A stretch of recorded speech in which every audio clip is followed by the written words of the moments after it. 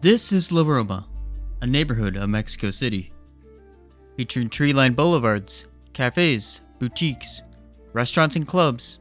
It is the epicenter of Mexico City's gentrification. In Roma, foreigners are heavily accommodated. English is frequently spoken, and the tacos aren't so spicy. And on Sundays, TVs switch from soccer to American football. This neighborhood wasn't always like this, but after decades of tolerance, the community has seen locals displaced and an ever-increasing amount of foreigners. In every transaction, each party must give up something to receive something else. In this particular scenario, for a whole lot of capital, Mexico City has surrendered its soul.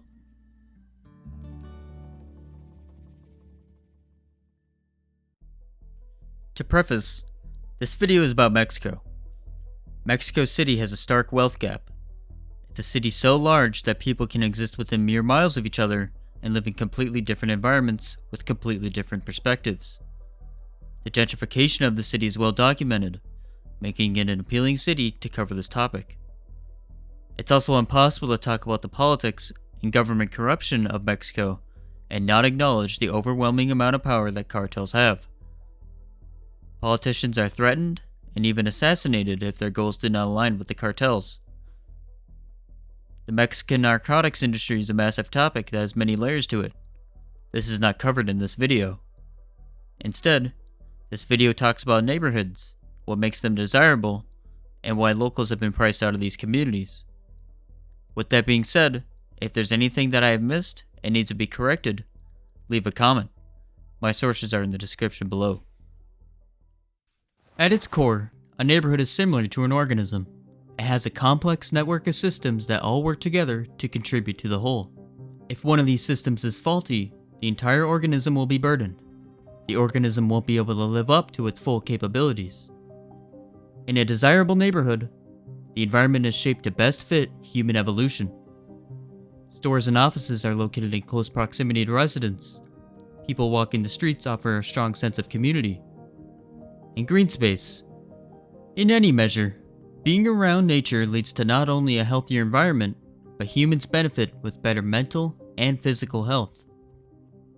This is a healthy organism. The systems flow better because they are built around humans, not in spite of them. Desirable neighborhoods don't come cheap, and they are always in demand.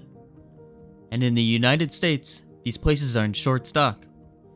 Decades of Euclidean zoning and prioritization of car-centric infrastructure has created numerous unhealthy, undesirable neighborhoods. Mexico City features some of the world's most desirable neighborhoods. Roma, Condesa, Polanco are iconic to the city, covered in lush, tree-lined streets and showered with vibrant shopping and food scenes. People want to live here. In addition, both American salaries and the dollar go a long way in foreign countries. Therefore, Mexico City is in a Goldilocks zone. Foreigners can reside in the best neighborhoods while still managing a low cost of living. This is gentrification. Foreigners aren't living in new developments among the locals. They are moving in and displacing the locals. Gentrification is in itself no fault of one single person. It is a cumulated effort between residents, private equity investors, and the government. For Mexico City, officials say gentrification can be traced back to 1985, when an 8.0 magnitude earthquake demolished the city. Neighborhoods would need to be redeveloped. Colonia Roma and Condesa were once upscale neighborhoods, but the destruction in 1985 caused rents to plummet. This attracted a younger artist generation, locals looking for a place to live, or ambitious foreigners. A unique hipster community was cultivated.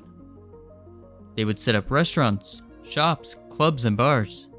The neighborhoods had a pulse to them. A young artist crowd is always the first step in gentrification. Mexico City had the right ingredients for this first step to occur. Unique environment, affordable pricing, and tolerance. Mexico City saw the dollar signs. An earthquake had just shattered the city, and this was an opportunity for profit. Gentrification is a complicated topic. At its core, there are heavy economic benefits. Affluent gentrifiers create and support local shops and businesses. There's a decrease in vacancy rate, an increase in property value. This spurs further growth, more shops, more businesses, and more jobs. Mexico City salivates over this. Your administration is creating jobs, redeveloping beaten down neighborhoods, and driving profit. It's a huge plus. If you are a renter in an area experiencing gentrification, displacement is likely. Airbnb is a common culprit among displaced citizens. The residents previously living here could not compete. An Airbnb rental is often more than 4 times the rent of normal. A place that you've spent your entire life calling home will throw you out like garbage if your local government doesn't take the proper steps to ensure a healthy transition. This is called the transitional stage, where upper middle class individuals are attracted to the vibrancy created by the young artist class. In Mexico City, this population of gentrifiers have been mostly remote workers or digital nomads. Digital nomads are similar to tourists. They provide local businesses with good revenue, but their higher purchasing power ends up pricing out other locals. The positive impacts that these individuals bring, therefore, aren't seen by the locals. They mostly just benefit governments who collect taxes and the wealthy real estate owners. In October of 2022, Mayor Claudia Sheinbaum announced a partnership with rental platform Airbnb. This partnership intended to further attract digital nomads and make Mexico City the capital of creative tourism.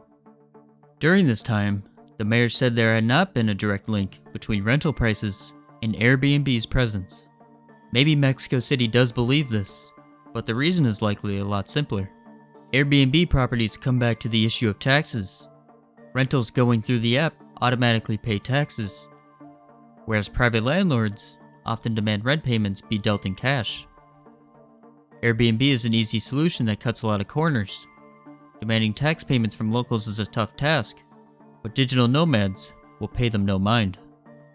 This partnership has understandably created more anger from locals. With inflation and rents continuing to rise, "Gringo Go Home" graffiti has been observed in these neighborhoods. But this anger is being directed the wrong way. Even in municipalities with little tourist activity, prices have increased 193%. This outcome is attributed to late-stage gentrification, where developments are being funded by private equity and only cater to the elite. Mexico City's agenda is profit-oriented. Long-term goals are rarely incentivized. And because 38% of the national income is produced by the top 10%, the city continually caters to the elite class. Mexico City doesn't have a foreigner problem, but a housing and corruption crisis. Builders here cannot build for cheap. With the existing monopolies in the cement and steel industry, a construction project cannot generate the profit that investors are looking for. Thus, housing stock is being built at an incredibly slow rate. In 2023, 1,700 homes were built in Mexico City. Of those, only 12% were labeled as affordable. In order to meet their needs, at least 11,000 homes are required. To add insult to injury, developers must set aside $59,000 just for the construction permit. This is once again a tax issue. Municipalities will be able to discreetly collect their money instead of increasing taxes. There is simply no other way for builders to operate. They are forced to develop for the rich, and private equity playgrounds will continue to be built. Natives are the biggest losers from these practices. They must relocate to lower income neighborhoods, places with higher crime, fewer green spaces, and entertainment. This is the result of short-term thinking. The government will have to see an extreme overhaul in order to move away from its profit-oriented philosophy. Communities require investment, care, and time. Resources must be poured in to make it all function. With proper planning, these neighborhoods can see a revival. Removing unused land and parking lots and turning them into green spaces with a park-like atmosphere will create communities that people strive to reside in. But the government has no plans. Both general land use and development plans have been shot down, and corruption continues to fester. Mexico City is a city of great character. If features some of the best cuisine, cultural landmarks, and people. But the gentrification has priced out many Mexicans. With the combination of monopolies, the inability to tax the rich, and a lack of planning, communities have suffered. This is not an anti-tourist video. People should be free to explore these locations without feeling guilty about its consequences. The importance of development in a city as large as Mexico City cannot be understated. With more housing available, foreigners wouldn't displace, they would alleviate. But until locals being displaced is seen as a problem, this won't happen. Foreigners continue to bring in the dollars, and a modern-day colonialization has been stimulated.